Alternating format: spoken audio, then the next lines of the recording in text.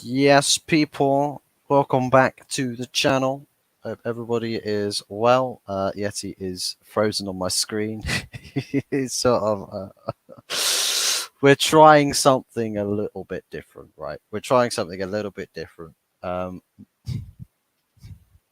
Basically, we're trying to do something where Yeti is also streaming to his YouTube channel, but oh, I think we might have some live. I think he's back. He's muted himself, but unmute the mic. Okay, yeah, you muted yourself. There we go. I did mute myself. I'm a complete prick. So, there you go. But yeah, we're back. 113 minutes of drama and a few heart attack moments, a lot of frustration. Yep. But United eventually got there in the end. Yep. But you know how the saying goes that 2-0 is a dangerous scoreline, can be a dangerous scoreline, and Well, I was saying on my watch along. You've got your 2-0 scoreline 4 minutes. 4 minutes into the game at Old Trafford. Yeah. And it's just the game sort of unwound itself a little bit for you guys. But yeah. Give yourself a bit of an introduction. Tell us how you're doing today, how your day's been, and how you're feeling. My name's LongHaired Yeti, and you know, my day's going great. Really enjoyed that game as a neutral. It was quality, and like yesterday on Nuridan's channel, I turned around and said that I really want a 5-goal thriller. And I can't really argue because I got a 5-goal thriller. It just went the wrong way for me.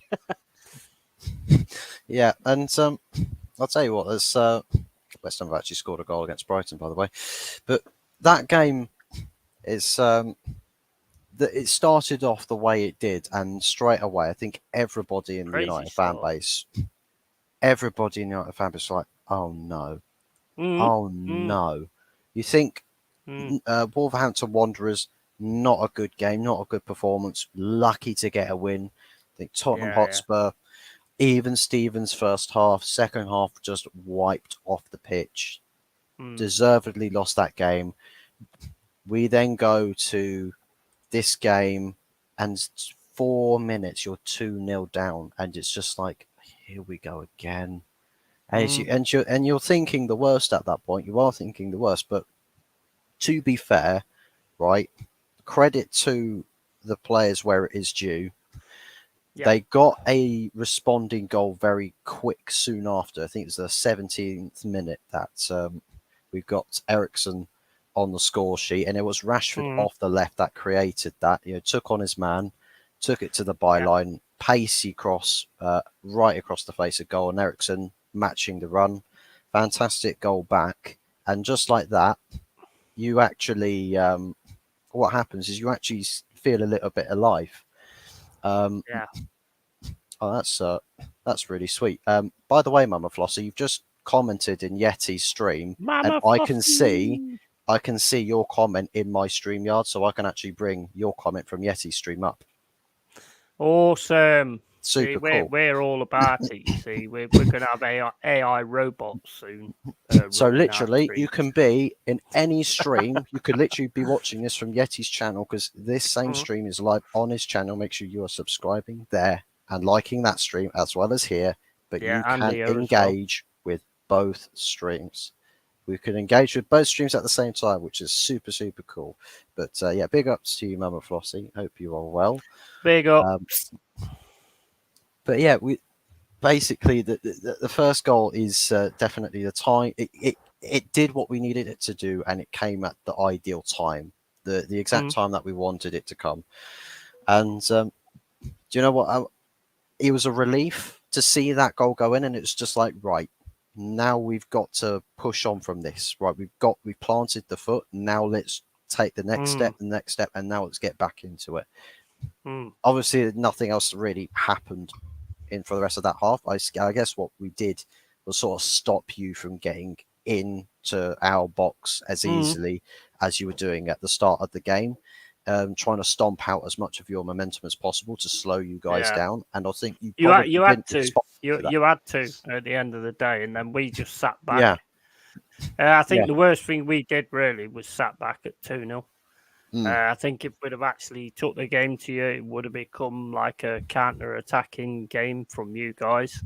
But with Man United, regardless how they play, regardless who they are, you've got to respect Man United, because as soon as if you keep letting them stay outside your box and keep trying to put through balls in and all this, that, and the other.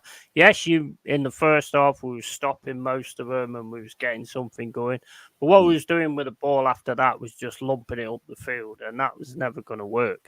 And eventually, if we keep playing that way, you're going to find a way, because you've got players that can actually find a way through defences. 100%, and I suppose that's the thing. I've also noticed, by the way, the viewer count is actually from combined stream, so it tells me how many people we've got watching altogether. That's also quite a cool feature. I can only see what Mama Flossie says in my stream. Oh, okay, so it's just a meeting. So I'm having all the fun. I can read it anyway on the side, so it's no problem. Okay, well. She's just called me a long-haired prick, which is a little bit out of order, but, I'll let it go this time. No, she hasn't. Yeah. Oh, it's not right. I can see it. I can see it. I can see all the messages. I'm like the eye of Sauron. I can see everything. The eye sees everything. But what, you can see my DMs? Oh God, no! I don't want to see those. You don't. Christ Almighty, God no. You don't. Yeah, never did, you liar. I never did, you liar. Liar, Pat's on fire.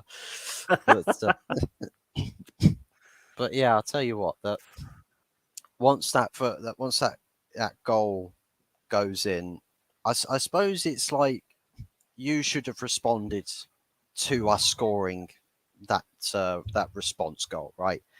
That goal from Ericsson straight away. I wouldn't have done it at that point, because at the end of the day, as soon as you get a goal, goals change games, and as soon as you get that goal back, we've got no choice but to retract back and sit back, because you're going to go at us like crazy.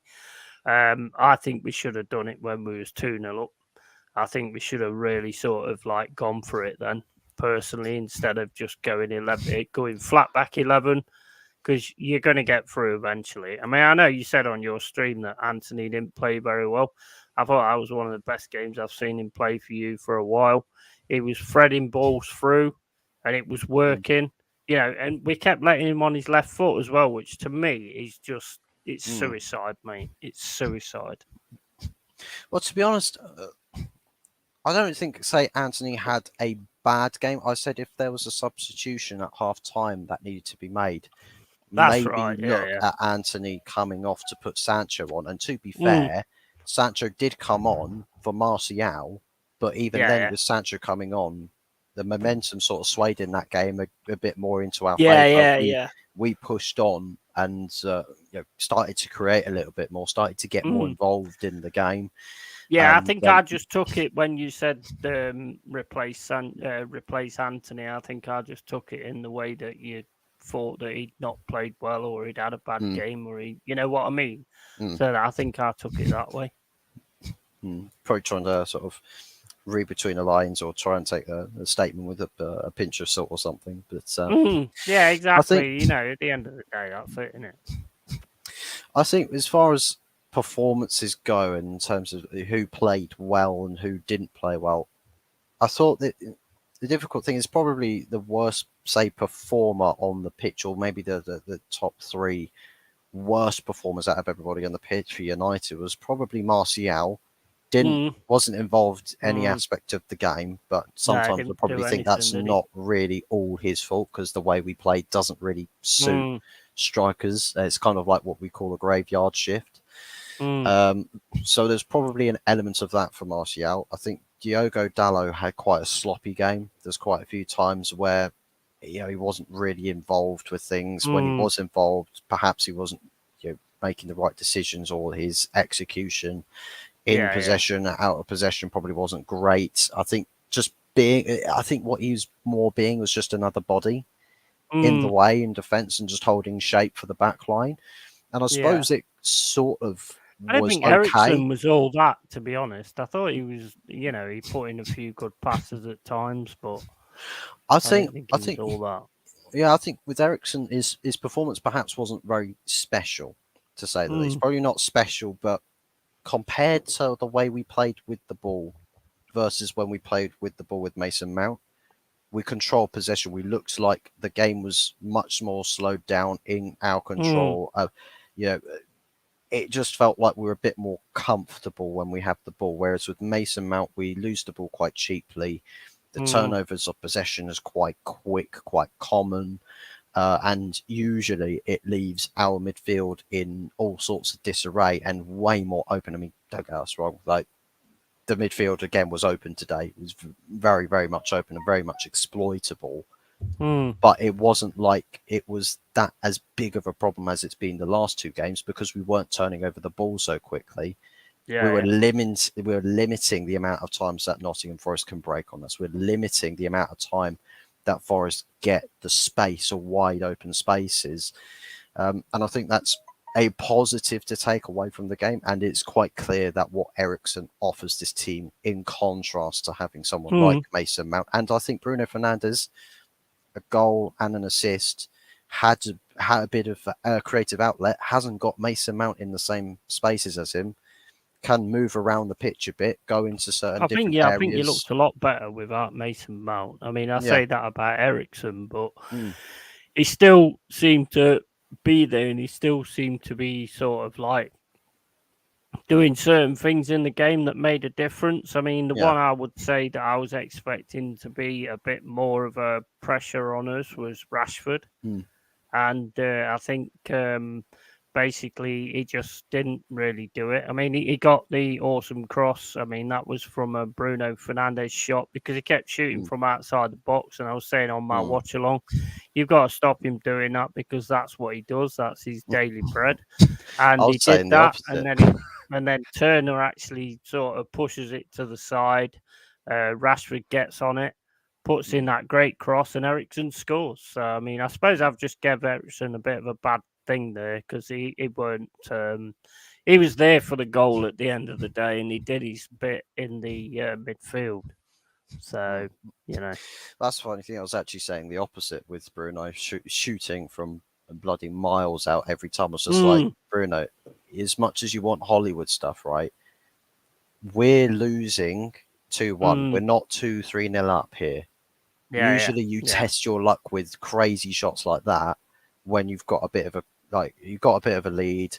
You know, you've got your job is to kill the time now because you're in the Some of lead. his shots were crap, but one of that shot where Turner parries it, that got you a goal.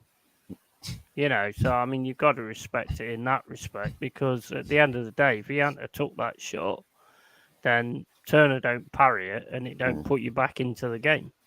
So I suppose you got to look at it in that respect as well. Yeah. I suppose with a lot of people might be talking about it with the red card incident came before the penalty. I look at that situation and I think that's quite harsh because I wasn't sure about it. All I could see from the camera angles, Fernandes is trying to beat Worrell for pace. That probably wouldn't really happen. Worrell's got his arm across, and that's usually you get that with a bit of wrestling. But what happens is like the ball goes a bit too far for Fernandes, I thought. So there's no real sort of danger there. If it came straight to his feet, that's exactly the way I saw it. I think Bolly gets on that ball before Fernandes, personally. Yeah, I think if the ball comes to his feet and then Worrell just goes down and takes out Fernandes as well. I mean, it's actually quite unfortunate for Worrell because it looks like Worrell goes down like he trips up before Fernandes then comes down as well. But I mean, you've taken out a player, albeit it's not your intentions to. So technically speaking, you could classify it as a foul, but it's not. No malice, no intent. It's not a straight red. It's not a straight red. It's whether people think or consider it under the guidelines of stopping a clear and obvious goal scoring opportunity. But that's where I felt like, but is it though? I don't think it was. I think if it would have carried on, Worrell would have got his foot in or something and possibly brought him down then. But my issue with it is you can see Bolly flying in, who for me was our man of the match by a mile, because he was just everything you put in the box, he was heading out, and then he got that goal that I don't even think he knows how he got that. It just hit his head and just went in, which is awesome. But the thing is, Bolly could have got to that, in my opinion, and he was further ahead of both players as well. So I don't know. That's what I mean. Yeah, I didn't get that. I didn't get that. I mean, Fernandez still could have got a shot on goal. You don't know, do you? Because it didn't happen. So, but Fernandez ain't one for pace. Yeah. So I don't think he would have got there in the way of Bolly. Yeah. I just think with the... It is what it is.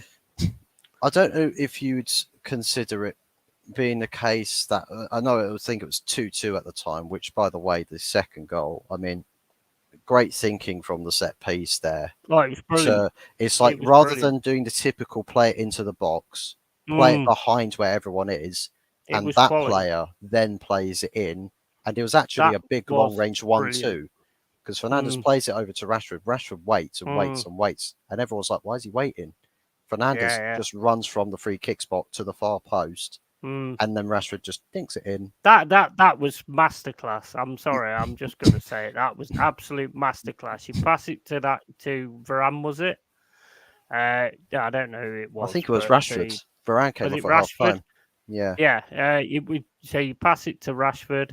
You know that we're going to run out and press you, and then you just loop it over the top. Honestly, I got to say, brilliant goal. Brilliant goal, that second one.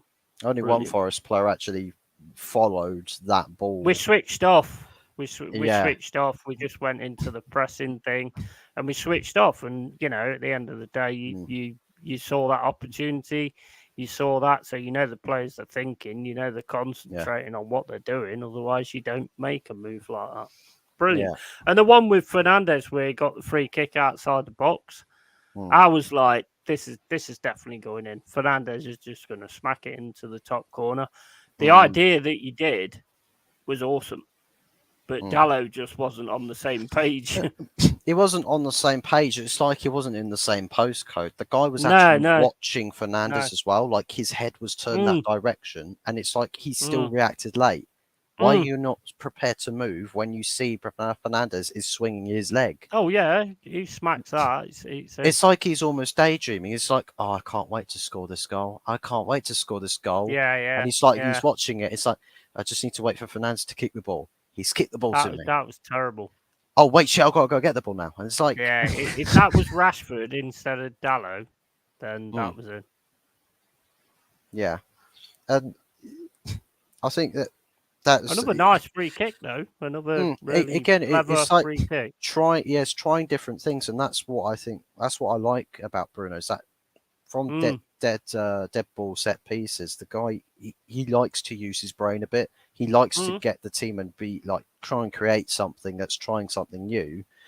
It looks so bad because it's Dalot's so switched off, but that could have led to all sorts of chaos if Dalot's just on awake for that. Yeah, 100%, 100%. I mean, let's talk about. I mean, the start. I mean, I weren't on your stream, but you must have been like, "Oh dear, we're going to get walloped here." Because I mean, as soon as we I mean, that first goal from Wonyu was just class. Yeah. I mean, gets to him, he just outpowers all of you. And just runs through and scores. Collymore-esque, man, that was Collymore-esque. I was watching that happen, and I was just like, well, Rashford's the last man defending there, right? And he essentially, Awoniyi is behind him. He comes past, he just wrestles past him, and it's like Rashford is so much pace, man. He's almost like he's expecting there to be another player there. But he's just he's forgotten that he's the last man. So he's jogging back, and then he realizes it when Awoniyi's like 10, 20 yards ahead of him, and then he starts sprinting back. By the time he's caught up to him, Anana's trying to do a David De Gea impression and saving with his legs, but he's just started flopping all over the deck like a fish out of water.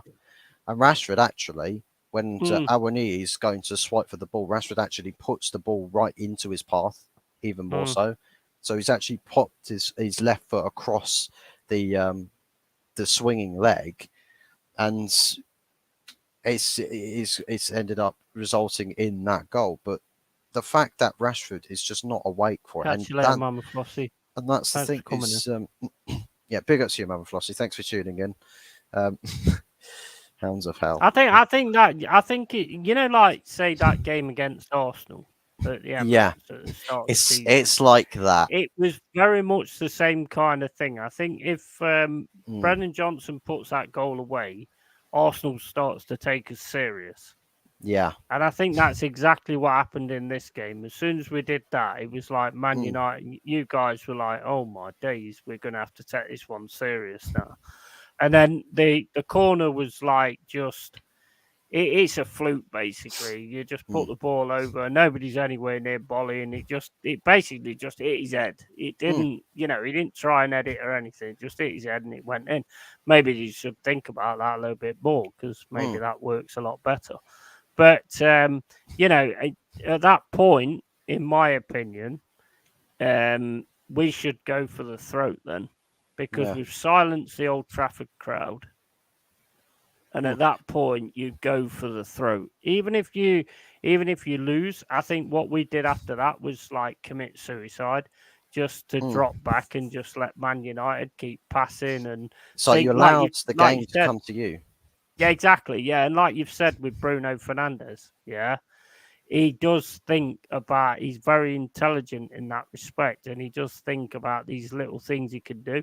And he was making these great little passes that if we didn't actually make that last ditch challenge or get our foot in and stop the ball, we would have been in trouble then. But we managed to keep doing that in the first half. But that means concentration for 90 minutes, and there's always going to come a point where you're just going to make a mistake. Yeah, 100%. And that's why I believe that from that point where you concede the first goal to go 2-1, the reason why I believe that trying to push to get a third goal there whilst United are still trying to wake up a little bit because it's still so early in the game, that would be the gut punch that actually probably ends the game. Because it's like, oh, you get one goal back. Oh, there's a bit of hope now. There's a bit of hope. Then all of a sudden you can see the third goal. And everything. And then the heads drop. And it's just like, if you let United, if you back off, if you sit off, you let United get the way that they want to be because they're comfortable. And the second United get comfortable, it's hard to get them uncomfortable unless it's, United start messing around, which I felt there's quite a few times in that game that we started to mess around, especially in the second half, whilst being with a man advantage. We started to mess around with the ball a bit. You did. I mean, we seemed to come into it then when we had 10 men. It's like you get 10 minutes, like we turned sloppy, but you guys, you thought, well, hold on a second, just press high, try and play without any shame here. Like, we're 3-2 down, we were 2-0 up, but let's just do what we can. It's late in the game, a couple of subs here and there. I thought Elanga came on, didn't really see him much at all. I thought Chris did a few things, didn't he? He got through a few times, and it was just a final pass. It was always just a final pass whenever we got through. I thought the final pass just wasn't good enough. I thought Awoniyi, I can't even. I don't actually know how to. He gets so many names, it's unreal. Awoniyi. So Awoniyi, right? Awoniyi. Is that literally how you pronounce it? Awoniyi. I think so. I don't know. He's never said. Because it's spelt like it's like it's spelt Awoniyi. But it's like I'm trying to pronounce it like that. Awoniyi. I just say Awoniyi. I think I don't know. I'm not 100%. I have no idea how you say it. He might have done an interview at some point and said how you say it. But I don't watch these interviews because they get on my tits, to be honest. I don't want to hear what you've got to say. I want to see what you do on the pitch. I'll tell you what, that I was surprised to see Awoniyi come off for Chris Wood, because it's like you take a pace element out of that game, and Awoniyi was he looked like he was dangerous, because every time the ball was getting lofted into the box, I was like, oh god, just one still good don't think header. he's fully fit. I think he's on the way to getting fully fit, and I tell you what, I think I mean that's a goal every game so far. So he is gonna. I think he's gonna be a massive player in this Premier League 100%. this season. Massive. 100%. You look, he definitely had a factor in it, which I was just like, I'm not feeling too confident about dealing with this guy at the back. But past those 4 minutes, he had one or two good opportunities. Not really anything else, but I suppose the substitution where you brought Chris Wood on to replacing Awoniyi was more just to exploit set pieces, because we were giving away a lot of cheap fouls at that point. And I think tired legs, Try you and get get a lot crosses in. more. Tired legs, you get a lot more fouls given away. So there's a lot more opportunities to play later on. So Chris Wood, I think, again, another aerial threat. It's not got pace, so you can't use him the same way you'd use Awoniyi. I think Alanga was probably brought on to carry the ball a bit, just to sort of deal with the wings, to put crosses in and different types of outlet balls as such. But nothing quite sort of coming off for you in the final third. I don't know what you thought about that sort of change, whether that's perhaps what you had in mind. Well, I mean, they go on about this, like, he's not, up to full fitness and stuff like that. I mean, I'd see that as an absolute load of bollocks, to be honest. I mean, because if you look at that first goal, he just powered past everybody. And I'll be honest, I've never seen anybody just push Lisandro Martinez and Varane out the way and just, power through them like that. So I mean, he's definitely going to have he's definitely going to have something to say towards what we do this season. And the thing is, I think he just brings Chris Woods on because I think we was getting a lot of like balls into the box, and the one he was getting on them all. To be fair, he was getting on them all. He was getting that. I mean, he got that header, and then basically Aurier just missed that scissor kick. I mean, if he gets that scissor kick, we're talking about a different story. But I mean, that's all. Well, would be Woody. What do you call it? Woulda, coulda, shoulda. That's it. Woody, woulda. I'm turning into Woody Woodpecker. But that's all woulda, coulda, shoulda. So it is what it is. I mean, and I'll be honest. I mean, as a Forest fan, I'm quite happy with that today, because I think we really gave you a game. It's Manchester United at Old Trafford. At times, you look really good, and we still managed to stem certain things. As soon as you got to 2-2, I was like, "Oh my days!" To me, we did exactly the same as what Arsenal did to us at the start of the season, where basically they went 2-0 up, and then just didn't see it through. And I think we did exactly the same. And I'm not saying that we would have gone on to win 4-5-0. I don't think that in a million years. There was always going to come some point where we just sat back and just let you guys play. And you can't do that with Man United. I don't care what situation they're in or anything. You cannot sit back on Manchester United, because they have got those players that can thread their balls and basically, like, give you a problem. Same as you say about Martial. One of the biggest issues I saw with him was when he got a pass into the middle and he went to the opposite side of where the ball went. I was like, mate, what are you doing? It's like the was it the final pass that Matt Turner came to collect, because he was too busy muscling off a defender, but he was using too much of his body strength and just completely disbalances his weight, falls off, and then loses the ball. Then Matt Turner just comes and picks it up, and I'm just like, but a striker doesn't use his body that much. A striker uses a half shrug to get the player off of you, right? Because that, a couple of I'll say a couple of meters, a couple of centimeters can be the difference maker between a defender stopping a striker from scoring and a striker getting a shot away. But Martial's probably not using so much of the know-how in trying to convert a chance that he has there.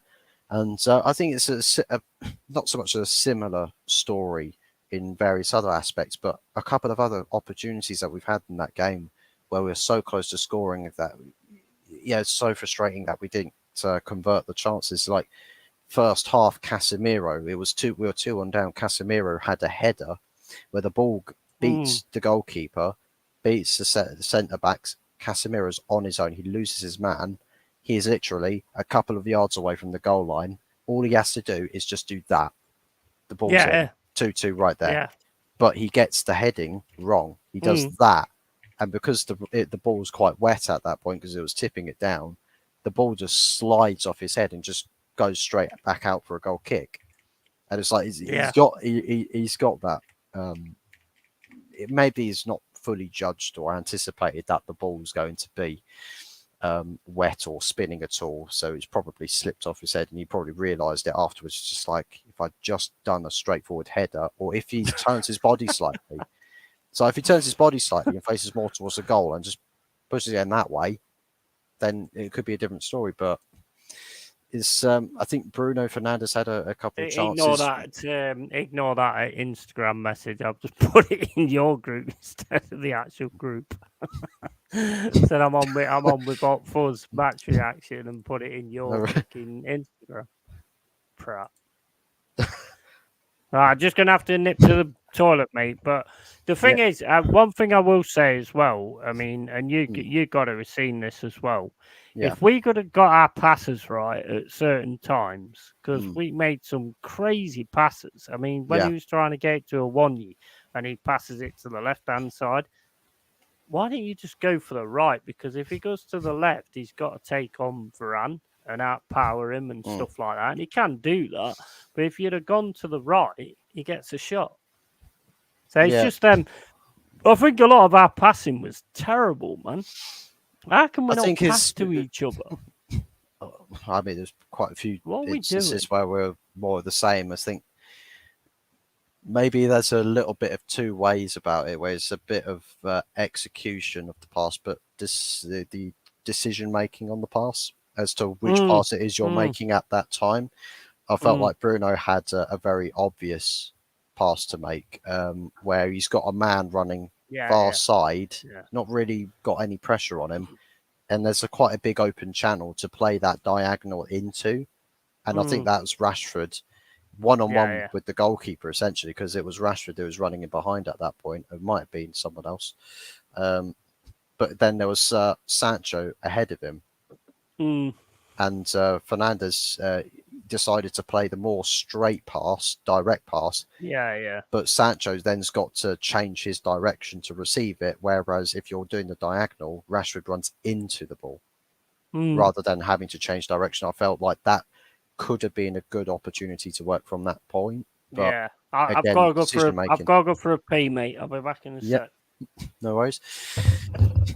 And it's like there's quite a few times this game where I really did feel like we could have scored more goals than we did. It's like the Casemiro header in first half, the Antony shot second half, where Matt Turner forces a good save. If that's just slightly further out, just slightly less bend on it, that goes into the far post, and I think just beyond Matt Turner's reach. I think it just bends a little too far into Turner's path and makes the save.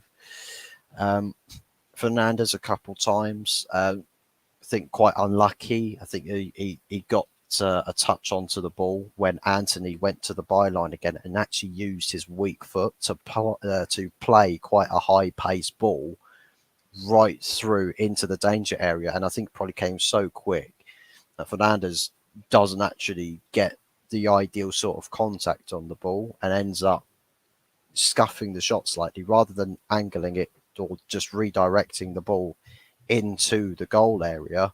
He's actually sort of let it skid off the boot a bit, and then it's just rolled just past where the far post is. I think that was probably a little bit unlucky, but perhaps if Bruno Fernandes actually anticipates that, perhaps that would have been another goal right there. I was just talking about the point when Anthony actually went to the byline and actually used his weak foot. He used his right foot and he played actually quite a sumptuous ball into a dangerous position, and Fernandes got the execution a little bit wrong. And I was just like, well, I was saying to myself, I was just like, tell the world, Anthony almost got an assist on his right foot. Yeah. We're always talking about Mr. Fidget Spinner with a left leg, and that's it. But man, I thought there's a lot of things where if you'd have done it the Man United way, the score would have been totally different. I mean, because if you was like 100% on it and you had the players that you needed, I mean, you definitely need like a CDM, like an Amrabat or something like that. Because, I mean, I think the only reason sort of you got the midfield was because we just couldn't pass for shit. We just kept giving the ball away all the time, and it was so frustrating because we had the wings. You know what I mean? We was fighting down the wings and stuff like that, and I think we did really well in that respect. And we was getting crosses, into the box. But when we got the crosses into the box, they just weren't good enough. We aren't on that level yet. We're clearly not on that level yet. And I think personally, like I say, I think if we'd have actually sort of took the game to you when we was 2-0 up, how that had turned out, I don't know, but I'd have loved to have seen it. Just to see how it would have gone. Yeah. And I get that. I mean, saying that we needed we probably need Amrabat in that midfield. There was one point where Casemiro went down. And he looked like he was in pain and everything. It was like, wait, you just watch. If Casemiro goes off injured, we're signing Amrabat tomorrow. Watch, they would do it. This board would actually go and do it. They literally say, you get to the point where you kind of want that, then, don't you? Wow. You don't want it, but I'd love him to be in like the 99th minute of the game or something. Casemiro goes down, he's rolling all over the place. Oh my God, I broke my knee. He gets stretched off and everything, right? And they file medical reports like, this guy could be out for a long time. Or they withhold the medical reports. They don't tell anybody what the injury is. So the board go, oh no, that looks really bad. We've got to go sign someone now. They sign all the players all of a sudden. And then out of nowhere, the medical report comes out. It's just like, no, it's just a little graze. Just a little graze. He'll be back in training tomorrow. I heard he's gone back down to the local gym centre, sports centre. He's playing a bit of badminton. Oh, right. Okay. Not to say that that's what he's actually done. I was just speculating. He needs to be in the protest. I mean, I said to Nuruddin yesterday, if I was at the match, if I'd gone to the match to watch Forest, I would have stuck back behind with the Man United lads to actually do the protest, because we want these kind of frauds out of this game. Well, we want them out of our game. We don't want owners of clubs that prioritise money over sporting acumen and success. Definitely. And the endeavour that people go on to actually want to be successful, to go win the greatest honours, and just people that don't get it. Be competitive. Just people that don't get it. You don't want players you don't want owners that don't get it. All they're about is, I mean, I understand when you're a businessman, you've got to be about the money and all that kind of stuff. But you've got to sort of also be about the team that you're taking on as well. It just shows total disrespect to the fans. Yeah. That you're not about that as well. 100%. And I just feel like with the way that some fans might treat the situation, it's like I was looking at the final match scenes, right? After the final whistle, looking at the stands, I thought, oh my God, look at how empty all the stands are. There's new videos that came out later on where apparently everyone actually got moved around to the Stretford end. So everyone then came back into the Stretford end, and there were literally just masses of fans in the Stretford end, all just chanting Glazers out and all of that stuff. So that's good to see. I know that they try to It's supposed to calmate. happen 60 minutes after the game's finished, isn't it? Apparently, they're gonna stay in there, and then I'll tell you what. I hope all your fans do that, and I hope you actually make a point of doing that. The trouble is with Man United, though, it's the same with all big teams. You've got so many people waiting to get them seats. So all they'll probably do is just go, right, you can have a ban, you can have a ban, you can have a ban, give over your season ticket, you've got a ban. And then all of a sudden, it's like all these people waiting, they get your seat. And that's how they've got you, man. That's how they've got you. I think it's probably going to eventually get to a point where I think even the club are just like, well, we can't just keep fighting the fans like this forever, because there's a lot of times where the club do something a bit unacceptable to one or two fans. That fan then goes on record to say publicly, oh, this is what's happened, look at what the club have done. Everyone looks into it like, oh, that's unacceptable. So you get all the actual fan groups like MUST and all of those lot actually go and have dialogue with the club and say, that's not acceptable. You can sort that situation out. Do you think they really care about that though, like individuals? Because at the end of the day, the trouble with all these clubs that have got an issue with their owners is you've got a massive section of your fan base that will just stick with it and just keep going with it, who don't know the history anyway because they're too young, and all that kind of stuff. So basically, all they'll do is just basically, I mean, you imagine the amount of money they're making on merchandise and season tickets. See, I've never understood, never ever, and I never will understand paying for a ticket to go to a match or having a season ticket and then basically going to a match and then walking out on 45 minutes. I don't understand it because you've already paid your money. They don't care, at the end of the day, the money's already gone into their bank accounts. So you're not hurting them, you're hurting yourself because you're not getting what you paid for. Yeah. Me personally, I would say it'd be better to actually get to 45 minutes and then all just run on the pitch.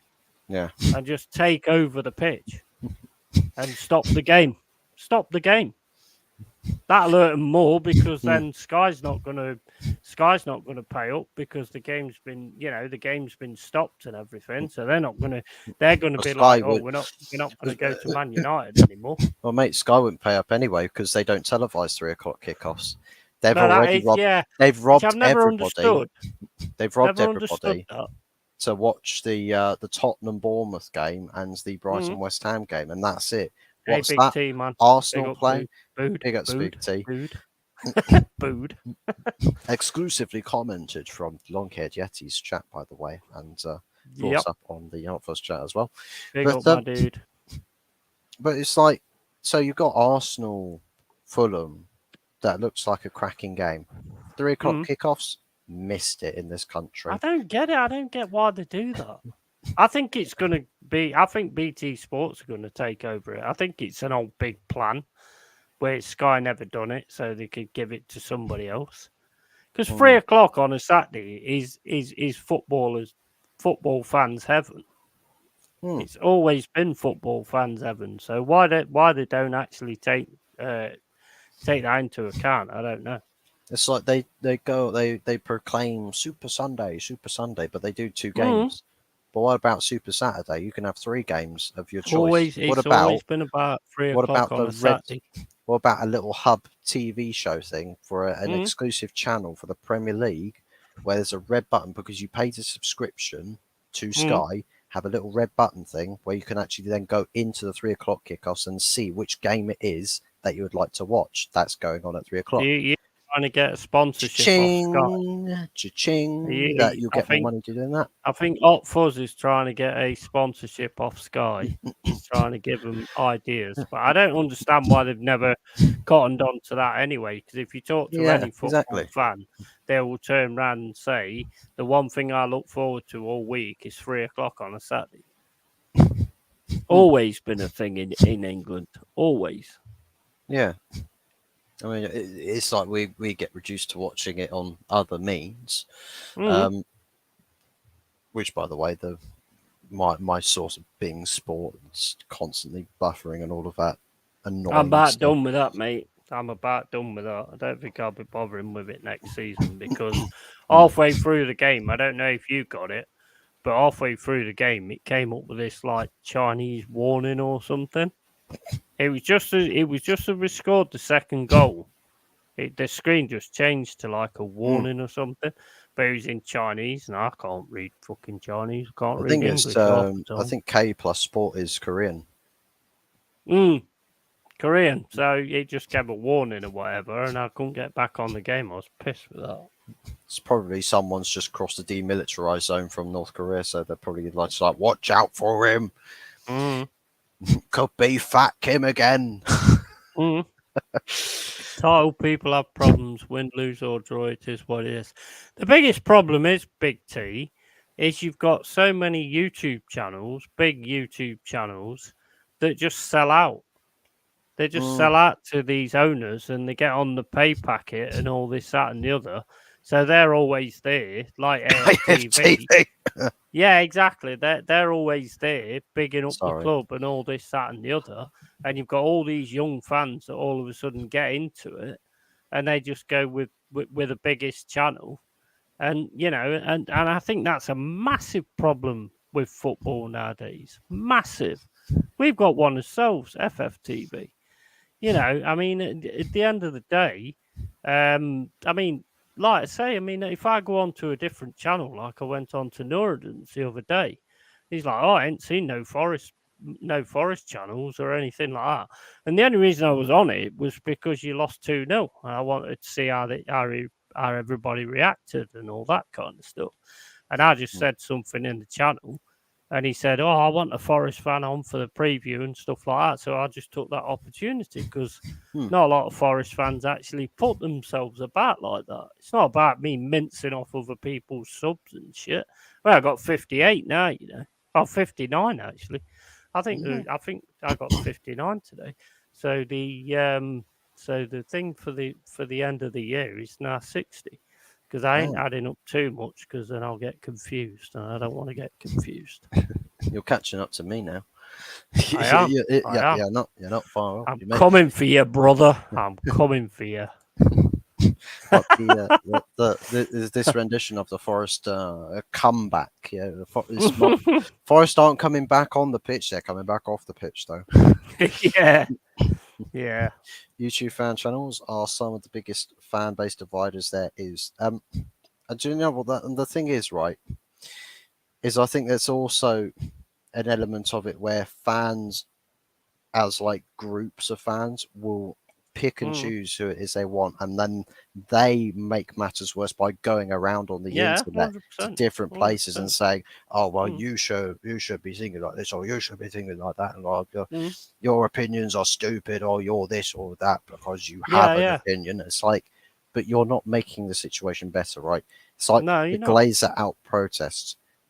Imagine if everybody was legitimately on the same page, all the YouTube channels were together, the protest groups were together, MUST were together with everybody else, the media coverage, the exposure, the actual direct contact to the club themselves. A unified front would hit so differently. The problem is, it's like the government, mate. Everybody needs to band together and go against them as well, but nobody ever does it. I mean, the fact of the matter is like, and the media, the problem with the media is these big football people, like the Glazers and stuff like that, they've got the media in their pocket. So if you do a protest, even that one you do today, I bet it's not on the TV. I bet it's not on the general news. It needs to be shared all around the YouTube channel, shared all around Twitter to make sure everyone knows it happened. It's same as the COVID thing. When that happened, the media just didn't cover it. Even though there's like 1 million people in London going against it, they just didn't cover it. And that's what they do. They make sure they pay the right people to keep the right things out the way, And it is this comment here from Big T is true. It's called groupthink. Half the people in groups don't even have their own opinion, and that's true. That's absolutely true. There's 100%. What they do Easily is led. They're all easily led. they latch on to what it is that the influencer says. So, like if Robbie Lyle from AFTV goes and says one thing, you will notice the amount of Arsenal fans, younger Oh, or you middle can aged, see it, can't you? You will can say see the it. same thing, but they never say it before Robbie says it. Mm. It's like with the guys that go on the fan cams that have questions, they have Yeah. criticisms, they get laughed at by everybody Yeah. surrounding him like a pack of wolves. Even like Cecil or Robbie would sit there just like, "Oh, They you pick the right serious?" people. It's like, They pick the right mate, people to interview. At the end it's of the like, day, they turn round to them and say, "What do you think of Arsenal at the minute?" And you're not telling me they just get lucky with the people they pick. I mean, that's like saying that the X no, Factor is like, not picked beforehand. It's basically that somebody will turn around and go, "Oh, I think it's rubbish. I think Arteta needs to leave." He will not get on AFTV. And if he yeah, does, they'll have a big crowd around him that's just going to laugh at him, like they did yeah, with Yardman, I think it was. and I suppose because it's like the the positivity show now. It feels like with AFTV that it's like what they used to represent was hated. What they represent now is all of a sudden loved. It's like you can tell it's like the way that they used to get like fans starting fights with them outside of stadiums back in the day because they were actually calling people out. They were calling the club out. They were calling managers out, players out, and everyone's just like, "Oh, you're not real fans." Fast forward to now, they don't really do that. They've got the Mr. Positives on the channel in widespread, and everyone's like, "Oh, let's go Arsenal! Woo! We Oh, yeah, lost some of them today. are paid. We should have won today, but we lost against 10-man Fulham. Woo! Yeah, we love it." Yeah, But exactly. It's no like one's absolutely losing their shit with this. no, because I mean, some of them are absolute paid actors as well, like Yeah, Julian on AFTV, saying that Havertz gets all the crap because every load of fans likes to pick somebody to like give a load of crap and all this that and the other. It's like, to me, I find it say it's like insulting my intelligence. I can see what Havertz does, and it ain't a lot. I don't care what anybody says about he's got something in him and there's something there and all this and the other. He's shit.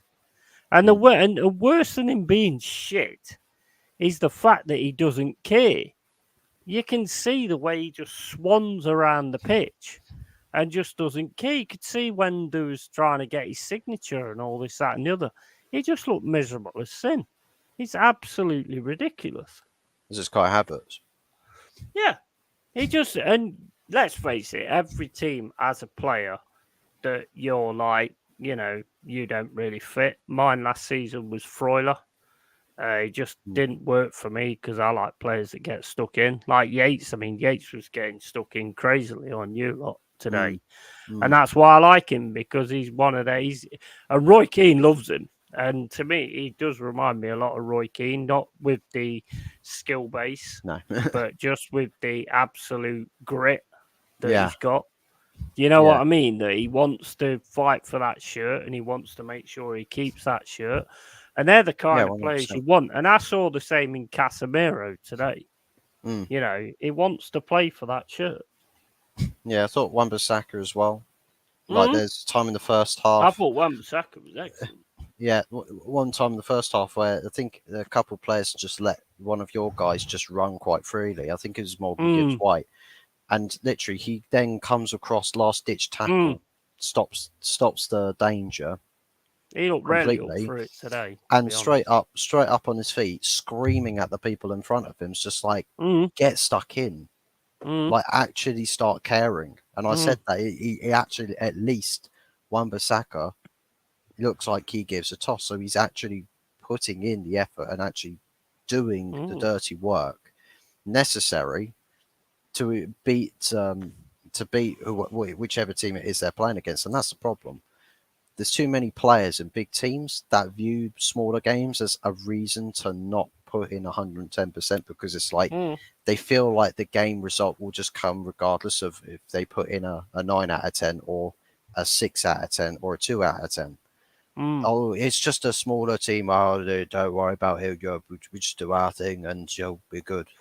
Like, no, every team you put in an 8 out of 10 to deserve to get the victories. The amount of time we've actually played football, big teams, big players, just don't put in 10 out of 10 performances or put in 10 out of 10 effort and getting stuck in, that you sit there in reflection to the big team losing in a shock result, but you always have something to blame in it. Every player should get stuck in, mate. Every player should get stuck in. There's no excuse for that at all, in my opinion. I mean, back when Brian Clough ran that team that won European Cups, every player played 110, 100%. I'm not going to say 110 because it's not possible, but 100%. You know, I mean, and just say like what Big T says here. Is that how long they've been in charge? 18 years. Since 2005. Is it really 18 years? 2005. Oh my fucking days. That is mental. I never thought it was that long. And they have absolutely bought this club down. They bought it off of a loan. They didn't even buy the club. Nothing. They loaned money, which they still haven't paid off, by the way, because their debt's only grown from the point of them taking over. We were a debt-free club before they took over.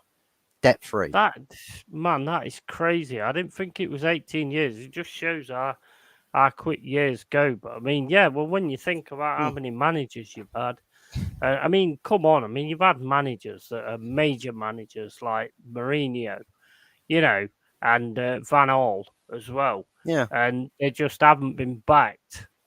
And now you've got Ten Hag that's sat in that seat. I mean, he's going to be all right tonight because he got a win. But to be honest, you shouldn't be struggling with Forest. Yeah, even with coming to Old Trafford, you shouldn't be. Even with Ole Gunnar Solskjaer, I know he gets labelled PE teacher, but that guy wasn't backed. He wasn't backed. No, and this is the thing. I don't think he was very good anyway. Ollie was too much of the nice guy, right? He never complained about anything. He enjoyed just he was being employed there. because he was a nice guy and because he had the affiliation with Man United. Deflect the he blame. did himself a lot of he did himself a lot of damage by taking that position, to be honest. Yeah, I mean, but that's the thing, is that every manager looks like they damaged themselves. They damage their reputation, no matter how great they are, no matter what their reputation is, their past achievements, their acumens, all of that. It becomes irrelevant when you become Manchester United manager, because this is not a football club. So you literally get bled dry by a bunch of bankers that don't know how to run a football club. You'll get players signed for you that you don't really agree with, that you don't really want. If you get signings, maybe they're option C, D, E, rather than options A or B. And so even by that point, it's like, cool, maybe the manager did want that player, but once you get to the option C, D, E, you lose the element of the quality of that player. That you need a certain quality. You can't just sign anybody that plays a certain way and you're all hunky-dory. You can't do that. Well, certain teams can't do that. You can't just sign a player. I mean, it's like Havertz. I mean, you know, Arteta's going to get the best out of him. Is it really? If you're thinking that you're going to go for a title this season, do you really want to be signing a player that's not done anything for the last 5 years and going, oh, I can get better out of him? That is just ridiculous. You don't want a player like that. You want a player that is actually able to do what you need him to do. You ain't got time. You ain't got time to baby that guy. You ain't got time to baby that guy. So Arsenal signing by Havertz, man. Big up, buddy, and Jez as well. Just seen Jez in there. Yeah, mate, you want to get Jez on? Actually, I'd love to hear what he's got to say about today. Yeah, I mean, if he's not busy now, then we can do so. I can chuck him the link, and we can get him on. He's in the chat saying "evening, guys," in chat. So yeah, it's in your chat. I'd He's love not to. in my Oh, chat. he's in yours. But your chat's not as good as mine. That's why he's in mine. Yeah. Big up, Jez, for being in the correct chat and not the, the. Don't be in the chat with the Man United like follower just because they're Man United. Stay away from them Mancunian scum. Yeah, stay away But from yeah, that. big ups Carl Rossi, great to see you, and Jez as well. Unlucky today. Well, I say unlucky. It probably wasn't lucky. It's probably you just didn't do well enough to actually deserve to win the game against Fulham. I can't believe that result. I'll be honest. I'm No. more shocked on that result than our result, to be honest, because I did actually think that we was going to struggle at Old Trafford. You don't. I mean, I said straight away. I mean, I said 2-1 last night, but the thing is, it's like at the end of the day, right? It's Old Trafford. It's Manchester United. We silenced you when we scored 2 goals. Yeah. You've got to then take it to you Yeah. and keep that silence going. And we didn't do that. So we got what we deserved, in my opinion. But Carl Rossi, this was this was a little bit spontaneous. We just wanted to see how the multi-streaming feature works. So it's basically I'm hosting the show. It's live on my channel, but at the same time, Yeti's also linked his channel to it, so he's also live with the same show. So we're both basically benefiting by being on the air at the same time. Yeah, I'm like a tramp, and he's just like give me the rest of his chips that he's not ate yet. So I'm like eating the rest of his chips. Well, hey, it's a cost of living crisis out here, man. We've got to It share. is, man. Yeah, so I'll just leech off you instead. Well, at least your upload schedule is going to be exact same as mine, and it's just like, what's yours is mine, and what's mine is yours. I love it. I love it. Yeah. I think it's a great idea. I'll probably sign up to it at some point and like get it going as well. How's the West Ham game going? Anyways, are they still winning? I ain't seen early doors for ages. Yeah, I don't know what's happened to early doors. I sent him a message yesterday saying, "Are you all right, mate?" Because I ain't seen you for a while. But yeah, West Ham are now 2-0 up. They scored a second goal. Damn, West Ham are back, I guess. Yeah.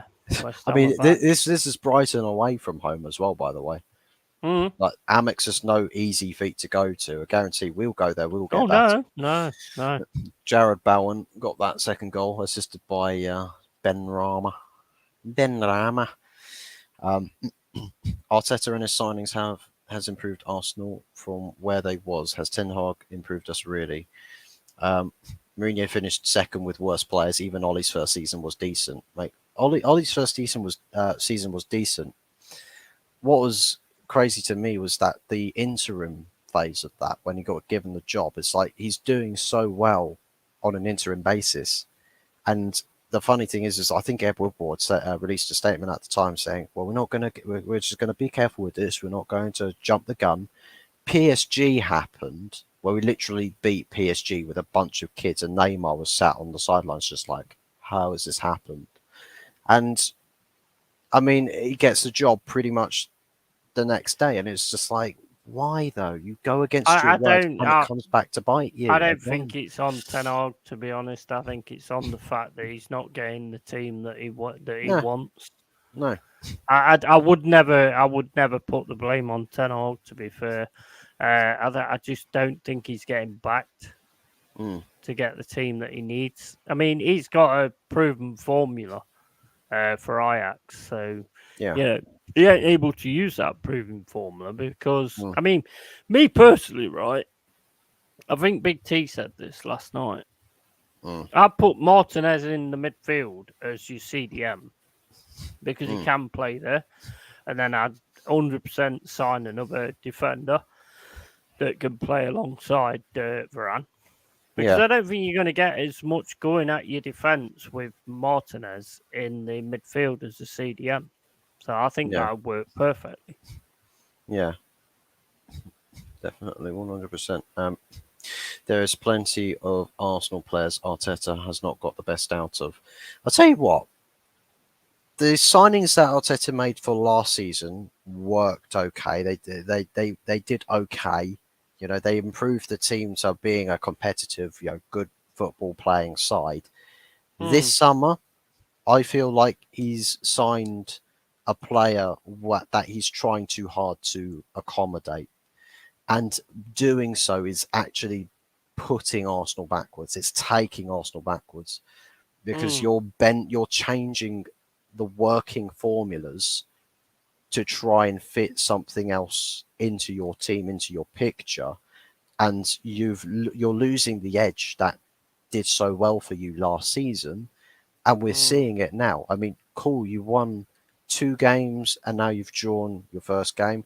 As it stands, you will stay second place behind Tottenham Hotspur on 7 points, but you've not played like you should be on 7 points, right? You've not played like that. It's like the opponents you've had, so Nottingham Forest at home, it's like the game sort of gone a little bit opposites. I think Nottingham Forest started that game, being camped in their own box, and then only really, provided the goal scoring threat in the second half. For us, it was Nottingham Forest, battered us in early stages of the game, and we sort of turned it around. For me, it's like where Arsenal are going at the moment. It's like you can see that the losses are coming, and it's just a matter of time as to which opponent it is that is going to deal that first loss. And I feel like once you get to the tough games, I mean, this was Fulham at home. If it was Fulham away, I mean, and that's the thing. Do you know what? If we want to say, well, Emirates is the fortress, I mean, you've already dropped points at home. I mean, the Emirates, if that's going to be a fortress for you, you're going to be a title-winning team. You're pushing for trophies. You make your home a fortress, and you make yourself a clinical, hard-to-beat team away from home. It's Arsenal just not acceptable, is it, really, for Arsenal? Arsenal really don't look like they're doing that. For us, we literally we're just, by the looks of it, we're just winging it at this point. We're just winging it, and we're getting fortunate at times, getting, what we deserve at others. We're sort of going through the motions at the moment, but Arsenal, I think, be careful with the fans that are not just like, oh, relax, we're second place, we're all right, we're in a good position. Be careful with that, because you'll say, oh, look at us, we're 8 points clear. 15-point swing happens, you lose a title. It's only 3 games in and you're still second place, but it's only 3 games in. You've played Nottingham Forest at home, Crystal Palace away, and Fulham at home. Those are the games you almost, as like a bookmaker or as someone who works with the bookies, you write off the oppositions usually. You stack the odds, in favour of Arsenal Football Club, but they've made all of these games look really tough, close, difficult. And that because it's not one of those things that looks like it's just a slow start, it's looking like that's the approach that Arsenal team are going to be making into games. And it's just going to be with a big team, a good team, come to playing against you. I don't think you're going to be so fortunate. I think there's probably going to be a game or two you get beaten really convincingly. Really convincingly. So for me, it's like what we saw today with what I guess with Kai Havertz, where he sort of harms Martin Odegaard's game. Mason Mount factually harms Bruno Fernandes's game. We saw it today.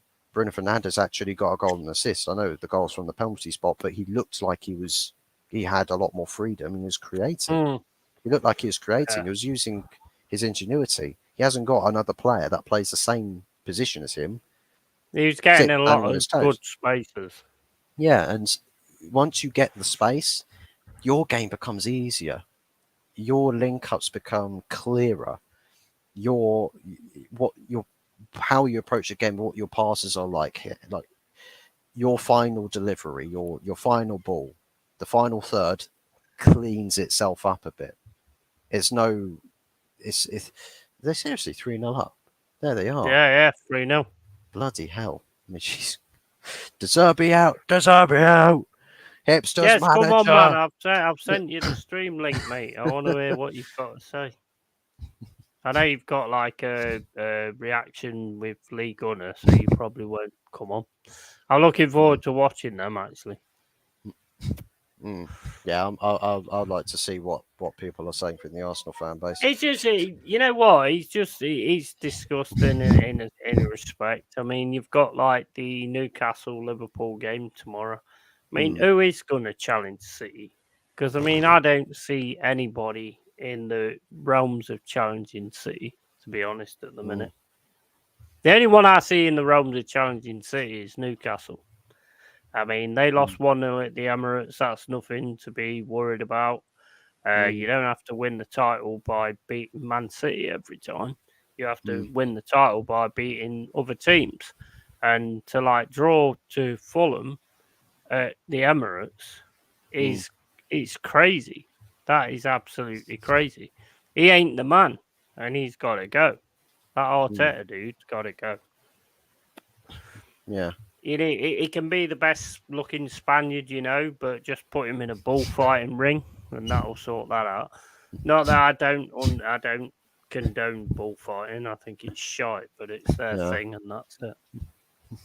You see the guy that got gored up the arse. Got gored up the arse. Yeah, got gored up the arse and got put in a critical condition. That's a nasty way to go. That. Yeah, it's not the best way to go, is it? Really. Here we go. Please welcome the man, the legend himself. Here he is. Jez Collins. How we doing? He's pissed off. All good, man. Yeah. Good. Complete rubbish show. Yeah. Arsenal. I'm sorry, but I personally think Arteta's taken Arsenal as far as he can go. I think last season. Where's the echo? Hang on. Bear with me. Whoa. I didn't hear an echo. Yeah, sorry, it's me. I was watching you on. Yeah, I do that. On the playback. Yeah. YouTube. Let's get it right. He's continually putting Havertz in there because he feels he has to play him, and it's totally disrupting the rest of the setup of the team. This absolute nonsense of putting Partey at right back, Ben White centre back, Saliba shuffling him across when we know the best place for Saliba is right centre back, and then Kivois, I think he did all right today, but it's just destroying the whole balance of play, and I don't think the players are happy. I just don't think they think this is the way to play. Last season, we were actually taking teams apart at this time last year. Yeah. Makes no sense. But we're not. We're struggling. And up next Saturday, we've got Man United. Then we're away to Everton. Then we got Spurs.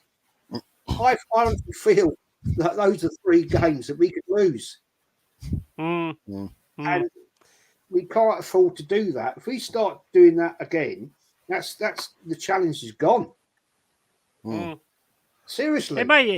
To be honest, mate, it makes absolutely no sense for him to be turning around and saying at the end of the season, I'm not for this. I need to quit. I need to resign and all. I think that was, to be quite honest, I think that was a massive PR stunt from him. I think his agent told him to do that, because then to actually get back into it and actually put out a different team to what got 93% of the title last season. Yeah, it just doesn't make any sense. It's like you just don't get a manager who pushes that close for a title, right? That he's worked so hard to build a team to put yourself in that position to win one summer, stripping everything that was good about that team apart to compensate for newness or fresh or new ideas or something. It's like, wouldn't you want to add players to improve on what you had from last season, but to play even better? It's like you score like same amount of goals but concede way less because you have a better, more improved midfield, like a Thomas Partey, Rice, Ødegaard midfield. I don't think we've seen that midfield yet, and everyone's just like, we want to see that midfield. We've not seen it yet. No. And that's the thing.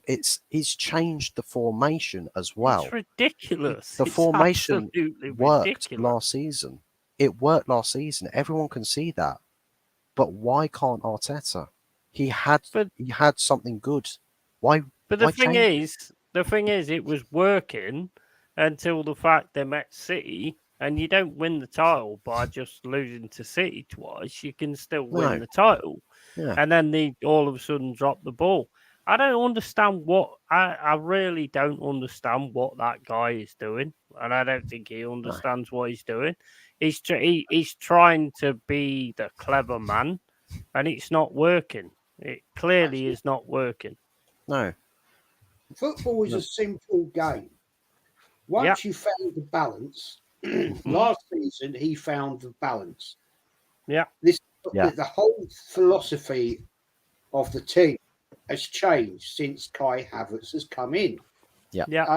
I just had a discussion in a fan cam with Lee, and Lee made a very, very good comment. The new signings that Pep Guardiola has made, he won't just throw them into that team. No. He will introduce them. You know, it's like now, okay, you're going to get 15 minutes towards the end of the game. You're going to get 20 minutes. He'll gradually introduce it. Yeah. No, Arteta, it's all or nothing. Like, dare I say it, a certain Amazon Prime documentary. Yeah. Which is an absolute lot of bollocks anyway. But the fact is, he's brought Havertz in. Havertz, I just do not think is the levels. No. He couldn't prove himself at Chelsea. And I'm sorry, sometimes we've all seen it over the years. A player might be great in La Liga, or he might be great in the Bundesliga, but when they come to the Premier League, they just can't hack it. It's a different game. It's fast. It's physical. Yeah. And they just don't make the levels. And I think this is a case in point with Havertz. Much as I'd love to see him succeed, and I have been endorsing him by saying I think there is a player in there. From what I've seen now, I don't think there is, not for the Premier League. I think if he went back to Germany, the Bundesliga, he will re-find his determination, his ability. I just don't think he's got it for the Premier League. No. I'll tell you what my problem is with it, Jez, right? Is like, if you did this season and you won the title, and then you did next season and you won the title, and you did the season after and you won the title, and you're winning Champions Leagues and stuff like that. That's when you bring in a player like Havertz that you think that you can turn into a better player. You don't do it like before you've actually got to the pinnacle of what you're trying to do. I mean, that is just put more pressure on him because he's got the pressure of doing what he's got to do with Arsenal, and he's now got the pressure on him for bringing a player out of Havertz. It just doesn't make any bloody sense. It don't make no sense at all. Just put more pressure on himself. I think Arteta thinks he's better than he is. Personally, he got it right last season. It was ticking away beautifully. And nobody could complain. I certainly wasn't. I was enjoying it. Oh, you was amazing. You was absolutely amazing, mate. You was blowing teams away. Yeah, but now we are labouring like we are a misfiring car. Yeah, we're struggling. We're spitting and starting. Two of the goals we've scored this season, out of the goals we have been from penalties. Right? I mean, that got us back in the game today against Fulham. And then Eddie Nketiah steps up with a nice goal, fair play to him, respect. But I'm sorry, some of these players are not going to win you the Premier League. No, not in a million years. A goal today, Eddie Nketiah, and I'm pleased for him. But he's not going to get you 20 goals a season. No, not in a million years. Man. You need that player to get you that 20 goals. I just got to go to the loo. Because if you don't have that player, you ain't going to win big. If you look at all the years that Arsenal have won titles, and I could go back to the 70s, but you look at the recent times, we've had top level strikers. Yeah. And we haven't got that top level striker. Jesus is not a top level striker. He'll contribute 8-10 goals a season, and that's great. But unless you've got other players like we had last year, right, when we had Odegaard, Xhaka, Saka, Martinelli contributing to get those goals, I don't know whether they're going to do that this season, because I think the whole midfield is so disrupted. There's no fluidity anymore. It's no just balance. Yeah, there is no balance. Quite right. It's like Mount's done the same thing to United's midfield. Sign Mason Mount, and we're playing him in a position where we need someone that's so important and so crucial. But because he doesn't do his job, we lose the cutting edge on the attack, but we lose defensive composure, we lose defensive shaping, we lose so many key attributes of the midfield in both directions.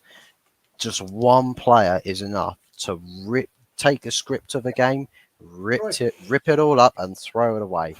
And it sucks that we've both essentially got managers that trying so hard to get those specific players to essentially be the standard bearers, or the ones that hold the keys to the future of these teams. And I think, whilst it sounds quite harsh, fortunately Mason Mount's injured, so we have a midfield combination that actually incites a bit more control, and we can actually look like a better team or do better on a football pitch rather than having to concede games because we've got a combination in midfield that just doesn't work at all and has no balance to it. Just going to read out a couple of comments here real quick from Carl Rossi and Big T. A question from Big T. He was asking Yeti this, but now he's changed it to asking all three of us, which we'll read that out in just a second. Arteta has free reign, no accountability from the board, and worse, none demanded from the fans. Yeah, and I think that's the biggest problem.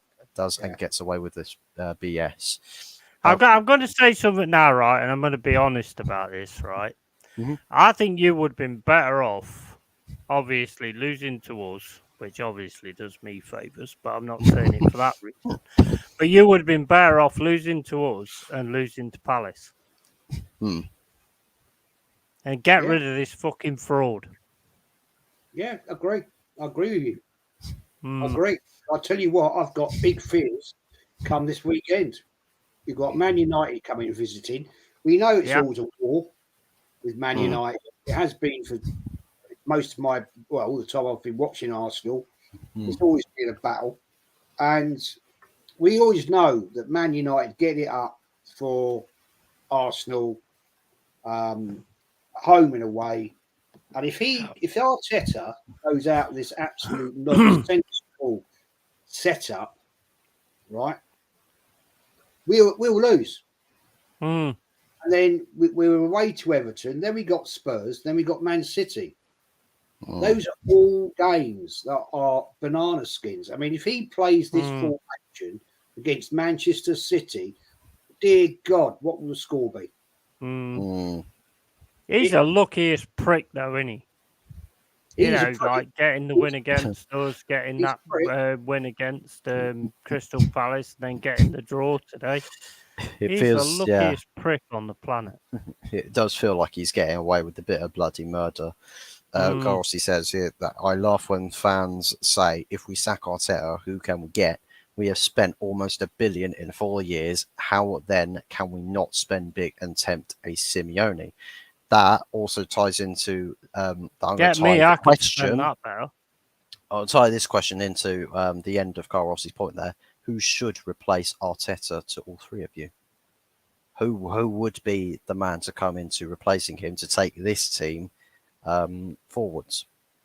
Simeone. I'll probably say the same, to be honest. Or Ancelotti.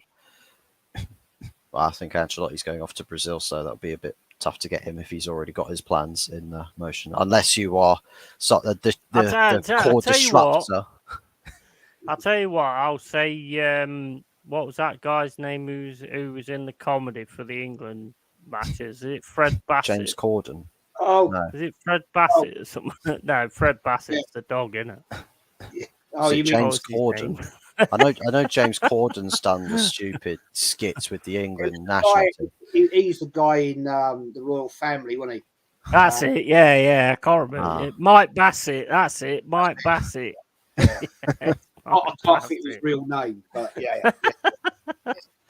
He's in Brookside as well, wasn't he? Yeah, that's all right. Years ago, that's how he first started. Actually, as an actor. But, Mike Bassett, yeah, class. Yeah. Oh dear. There you go. Arsenal would probably do that. They'd probably go and employ him. Yeah. We saw you on the telly. Come and give it a go. Yeah.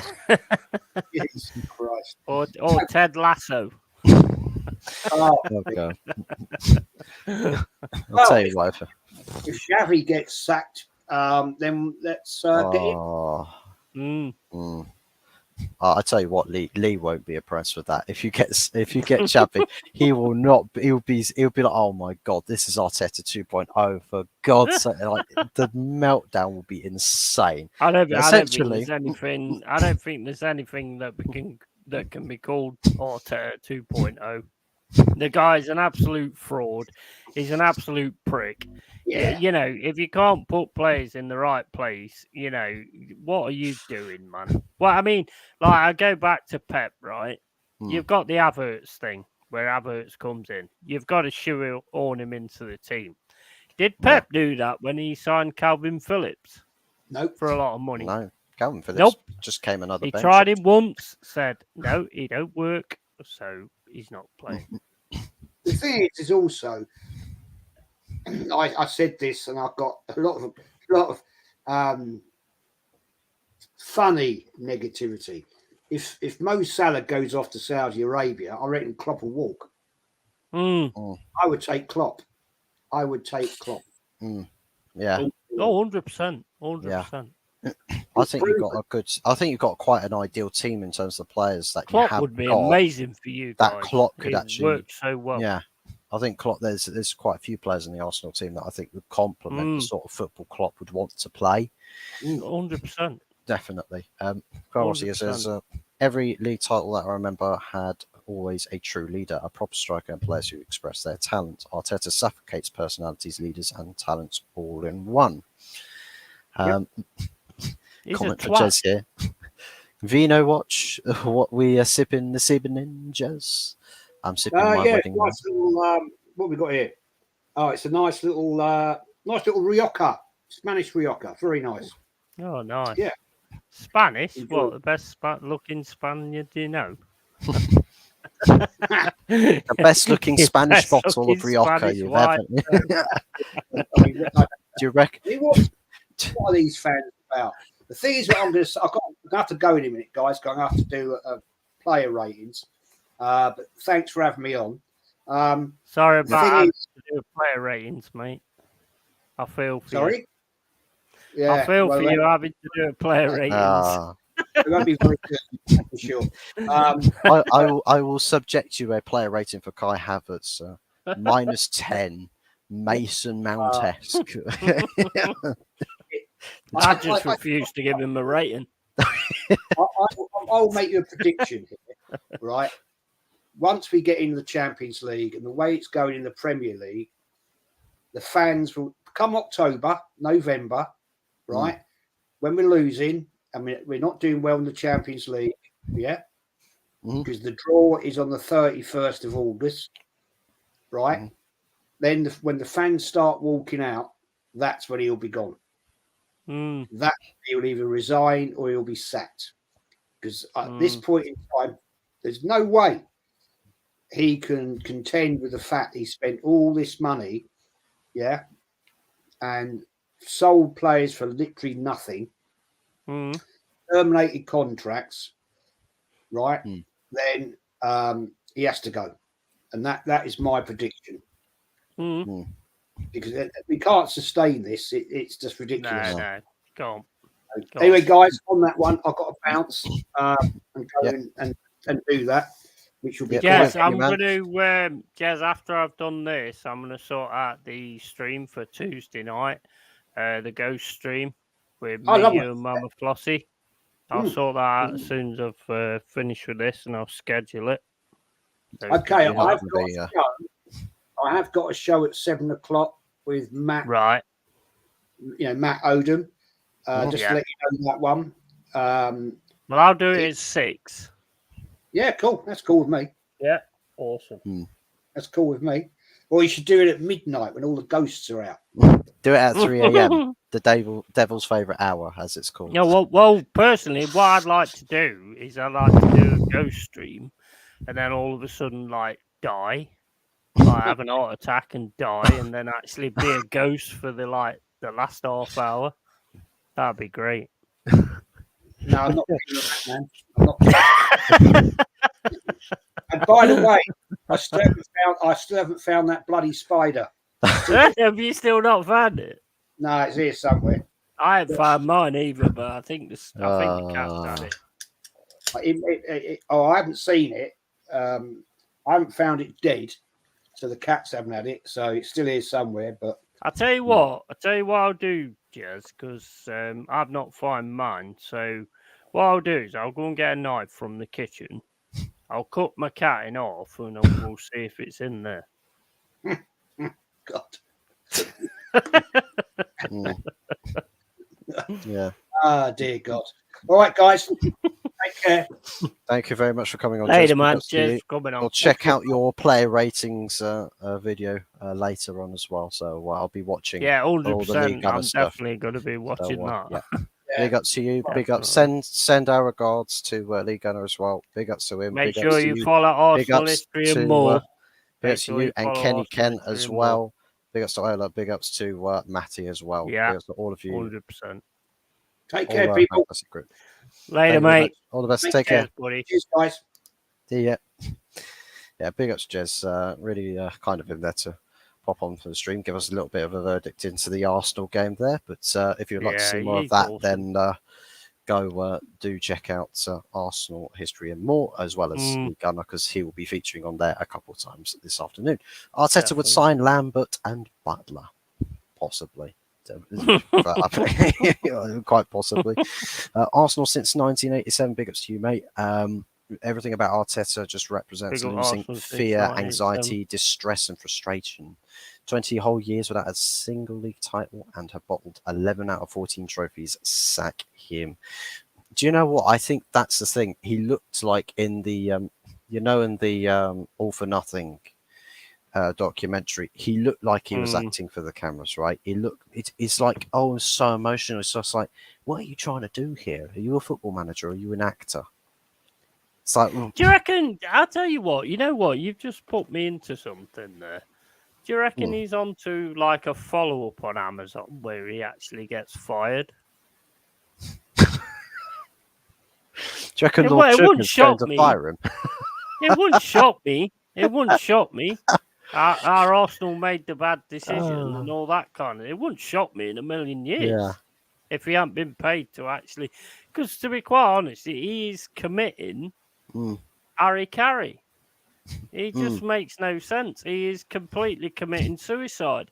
And he comes out and says, like, I don't think I'm good enough to do this and all this, that, and the other. And then he comes out and he starts pilfering and tinkering about.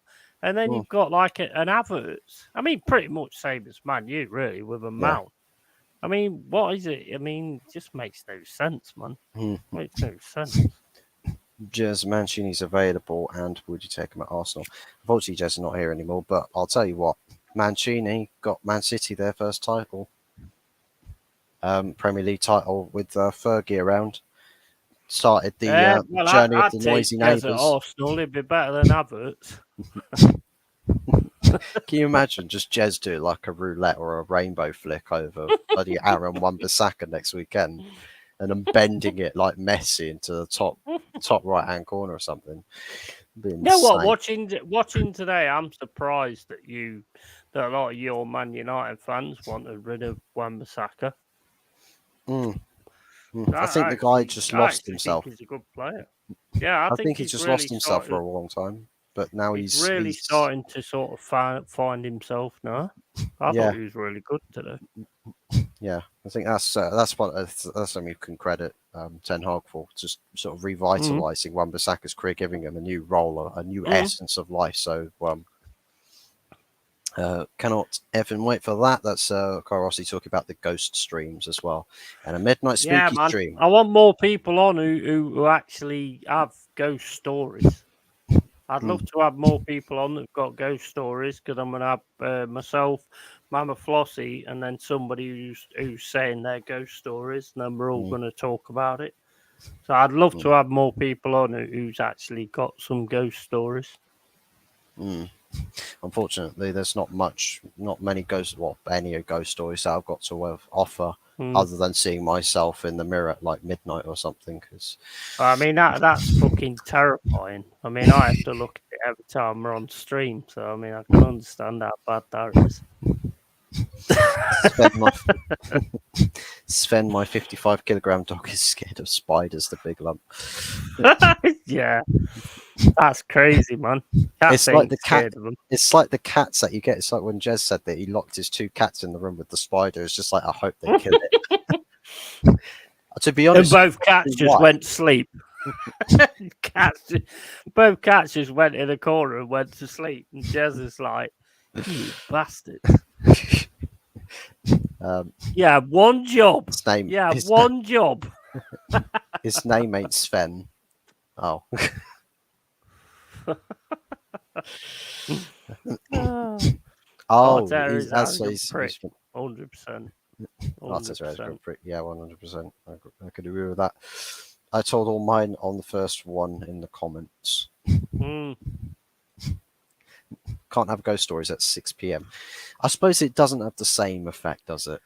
Doesn't have the same effect. If I die and become one, I can. Well, if you just let the lighting go down, so it illuminates your face in a certain way, and it's like a filter. It's creeping up as it is. Can you imagine if I actually died on stream and became a ghost and just started going, right, you fucking wankers, let's talk about this motherfucking shite. Well, if you drop off the camera and you come back looking like Davy Jones. Oh, yeah, that would be awesome. But it wouldn't be awesome because I'd be dead. But yeah. Yeah. Anyways, I guess I can't really be asked to doing player ratings. I don't really do player ratings. I'm not really. I don't really take that much notice of players that I just speak on the eye are test. Not really involved in the play. No, just speak like on the eye test. One of these stat things like all these young twats have. Yeah, I'll just say what I see, and if I like it, I say it. If I don't like it, I say it, and that's pretty much. It's like where I draw the line. That's where the buck stops with me. If you die, how does your stream get ended? That's the thing. Hey, that's a good point. You know what, Big T? You got a big brain, mate. Because that is a point. How am I going to end it? I suppose I could technically end it myself by ending my stream. Probably could just get some chains and go woo. Then I'm gone. Carlos is here, sirs. Yeti's jokes aside, your off-topic theme streams, Ghost Stories, music, D&D were my favourite streams of the last 2 years. Oh, thanks, man. It's a lot of good streams in that meantime as well. It's definitely nice to have some of your favourite content creators do something that's a little bit away from the norm. Yeah, but what he's saying is mine was better than anybody else's. So, I've got to respect that. I love Carl Rossi. He's a quality guy. Sack Arteta now and take Havertz with them. Yeah, I think what you should do is sack Arteta and have Havertz as player manager. Oh my god, that guy would make himself be. He'd be like someone in charge of their FIFA career mode, where he just sticks himself as striker and plays wherever the hell it is he wants, and everyone else has got to either be dropped or get bullied out of the team or something. Did you see that Instagram thing where everyone was asking him to sign this and sign this, that, and the other? He looked miserable as sin. If I was a fan, I would have turned around and said, "Mate, can you tell me what you actually do on that field?" Yeah, 100%. Biggsy says, "Fuzz, are you going to do some streams on other topics other than football?" I might get back into. Mate. You should do. I might get back into doing a couple of my gaming streams that I have on my Twitch channel, where I just occasionally play a couple games here and there, and just basically have a different sort of approach to the things. Where it's like now we're just discussing football and all of that, but discuss other life topics whilst playing a game in the background. Could be a good idea as to whether I do it on my Twitch channel as opposed to being on here. Because with this, StreamYard's quite ideal, because talking about football is an interactive stream. You get the comments, pop them up on your screen and interact directly to viewers. Whereas gaming's a bit hard to do that if you're kind of gaming, but then you're just pause the game and take note of your chat. That's what I do. I just pause the game, don't matter what game I'm playing. I'll just pause the game, and it also gives you something to do, like on the off season. So you can still keep streaming, so it's good in that way as well. Big T's comment. I'm fed up with watching loose women. I want a panel of men doing a show moaning about everything and call it tight men. You can't have them. It's like if men have a spin-off of loose women and call it tight women. That wouldn't go down well with the public. Or maybe nowadays men in tights, because that works nowadays, don't it? Because most of the men are in tights now and trying to be women, so got that one as well. Mini skirted men, Christ. Oh mate, what do they even look like, for fuck's sake? Baldur's Gate 3, holy shit, it looks amazing. Buying it now. It's quality, mate. I've got it. You can join. We'll do like a cooperative stream.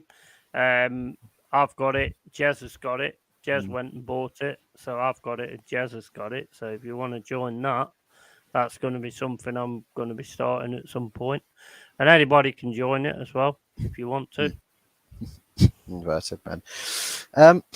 But anyways, I think we will wrap things up there. I think about 1 hour 45 minutes. We've gone long enough for Flossie to go walk a couple hellhounds. Come back. Still gassing. Yeah, we'll gas. We can go on forever. Yeah. Forever, man. Forever. Forever, ever. There's you've got to come gas with us, It's like just have a whole stream of about 6, 7, 8 of us just talking like we're just high on laughing gas or something the whole time. But when he says we can come on and you can gas with us, we don't mean you can jump on stream and start farting everywhere. I know what you're like, Mama Flossie, with your farting and shit.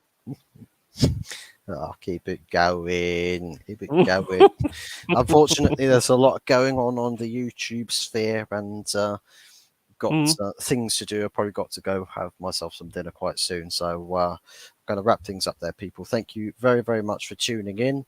No problem, man. Everybody, whether it's you're watching on my stream or Yeti stream, by the looks of it, Yeti's had a lot more people on his stream. He's on 10 likes. I'm on 4 likes, but it is what it is. It's a combined stream. A disgrace. Absolute disgrace. Get on up Fuzz's stream. Yeah, go drop my stream a like as well. Don't be racist. Imagine that white person being racist to a white person. They might be coming. Yeah, but the thing is, you're a bit more red than I am. Yeah, so I'm a red man. There might be a racist thing there. I already look like a ghost, to be fair. West Ham had a 19% possession, great win away to Brighton. It's not about this possession thing's stupid. It's like, It's what you do with the you ball. had 93% possession, but you lost 5-0, mate. What are you talking about? So it's like a FIFA scoreline, that. It's crazy. It's crazy. Anthony Herbert, big ups to you, man. Big up, lads. Fuck off, Arteta. We can echo that sentiment, mate. We can echo that sentiment. But anyways, we'll wrap it up there, people. Big ups to everyone that's tuned in. Thank you very much for watching. Make sure you are liking, you are subscribing to Longhaired Yeti there. Obviously a co-stream as well, so you probably were watching on his stream anyway. But if you haven't done so on my stream, the link to Yeti's channel is in the title and the description, so you can go hop over there. Yeah, big up everybody, and we're going to be doing like a regular between me and Hot Fuzz. We're just going to have a stream with talk about weekend games and the games coming up and stuff like that, because I think we have like a real good rapport with each other. So, I think that would be a really good thing for us to have this and then do it multi-stream as well. So, yeah, man, big up. Yeah, forget bad sports ooze. Over here, we've got Win at the back. Kai Havertz up my crack. We're on our way to bottling Premier League. That's what we've got going on over here. But right, you know what? That's what now our intro should be. No, sorry, mate. Now you've said that, we've got to sing it. So 1, 2, 3. We've got Super Mick Arteta. He knows exactly what we need. He knows exactly what we need. Win at the back. Havertz up his crack. On the way and to then we're going to show the top gunners to believe. Kind of had different lyrics there, but that's maybe we do a recording session and that becomes our intro. I've not get the lyrics across, so yeah, that's my bad. Sorry. Maybe we do a proper recording session. I'll get like the guy who does expressions intros. It'll be number one. It'll be number one at Christmas. The guy that does the battle expressions intro music. Can't remember his name, but the guy who does the music there. Maybe we would get a recording studio. We go do that. Yeah. We have our weekly episodes, and we just have that number one. It's going to be number one. Jokes intro. I'm telling you. But yeah. Anyways, thank you very much, everyone, for watching, and we'll be seeing you again real soon. Thank you very much. Take care. God bless. Laters.